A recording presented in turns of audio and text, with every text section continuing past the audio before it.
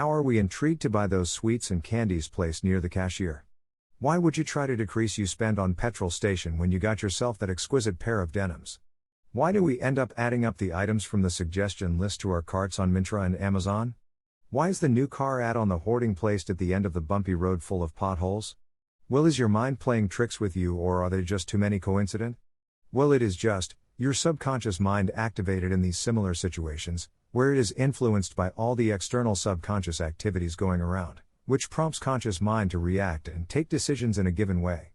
This active influence of subconscious mind on the conscious mind is called priming. Greater than priming is a phenomenon whereby exposure to one stimulus influences a response to a subsequent stimulus, without conscious guidance or intention.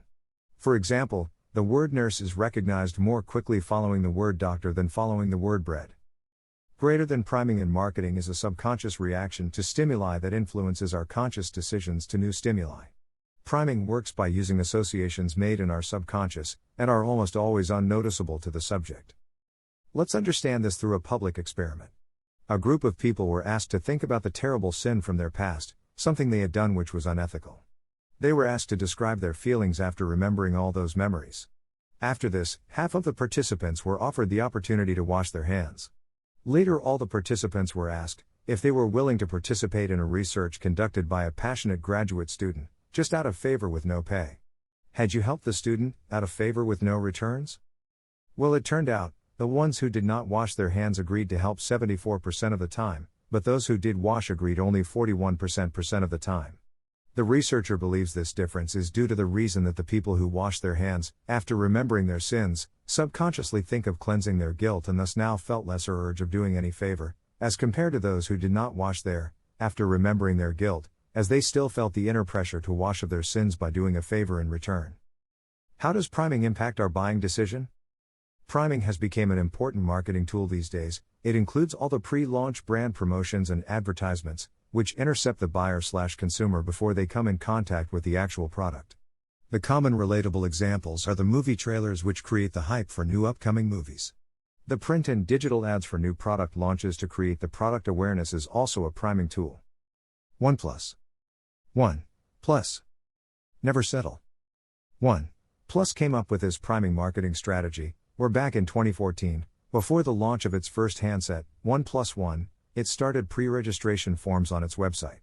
This got people interested and all started registering for the new device, and it made in such a demand for the handset that it was soon out of stock and people had to wait for weeks to get the new handset. This strategy was a remarkable success. On similar lines, OnePlus 5T, where it just declared the upcoming handset but didn't reveal the new specs it will gearing in. This left people guessing about the new features, camera megapixels, screen size, the new chipset and RAM size, design and much more. This move was again picked up by masses and became the talk of the tech town. This proved that OnePlus commanded one-up position true to its name. Well played, OnePlus. OnePlus 5T launch ad. This same strategy was followed by Apple iPhones and Samsung and other players too, but the credit for the idea goes to OnePlus. Mystery shampoo, Pantene. Priming and mystery creation does not always work for all brands. The best example we have is P&G's Pantene. In 2010 came up with a marketing campaign of mystery shampoo in India, while it already had a successful launch in America. It had hoarding ads placed all over with shampoo bottle with a question mark. Pantene mystery shampoo ad. But unfortunately P&G's rival, Unilever, HUL, had some tricks to play. HUL put hoarding ads just next to Pantene stating that there is no mystery, Dove is the #1 shampoo. This was a strategic move with turns that tied into Dove's favor, and all the hype that Pantene had created by signaling mystery had turned into a farce for P&G. Dove threw Pantene into shambles. Priming is a commendable marketing tool, but only when used with proper strategy in place. It can be positive or negative.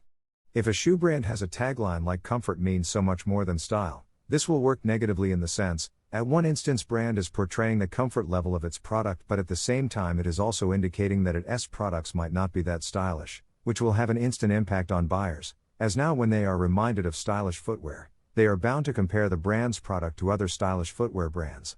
This may cause people to switch to other brands, which promise comfort and style. Well, next time when you are out there, where you have to select a brand, out of say 10 brands, and you have a gut feeling about a brand, It's not your gut, it's your subconscious mind playing the tricks with you. Isn't that fascinating?